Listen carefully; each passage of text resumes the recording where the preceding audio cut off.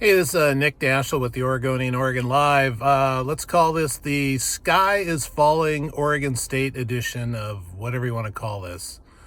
Woke up this morning, pile of emails, direct messages, comments on my Twitter about the sky is falling at Oregon State. Things are just terrible. You know, anything from, we're going to have to join the FCS. Oh, Bray is failing because everybody's headed to the transfer portal. After all, that's why Oregon State hired him, is to keep these players on, even though he's lost exactly one player to the transfer portal so far, Aiden Childs, which everybody knew was going to leave. Email that said, I'm just afraid of the Sun Bowl. We're going to get killed there.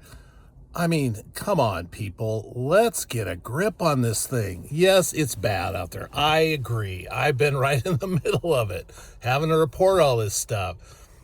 But if you live through the 70s, 80s, and 90s, those people are saying, hold my beer. It's not as bad as it was back in the 80s. Could it get bad? Yeah, it could get a lot worse.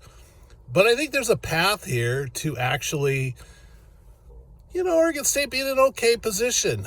Let's say they win some of these court battles, get a decent chunk of change from the Pac-12, from the assets. Let's say they were able to rebuild the Pac-12. That's not an impossibility with Washington State.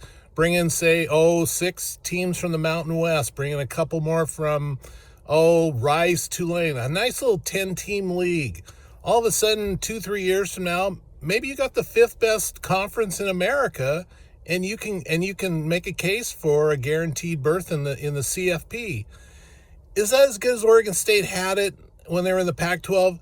No, but those days are really over. Those days are over. Even if they were to join the Big 12, the days are not going to be as good as they were back then. They're just not. But this is a pretty good situation if somehow they can win their way through the courts, rebuild the Pac-12 to a 10-team league, and get a CFP berth at some point. Not saying it's going to happen, but I think it's a realistic path, and I think it's something that people need to keep in mind before they think Oregon State is going to join the Big Sky. We'll talk to you later.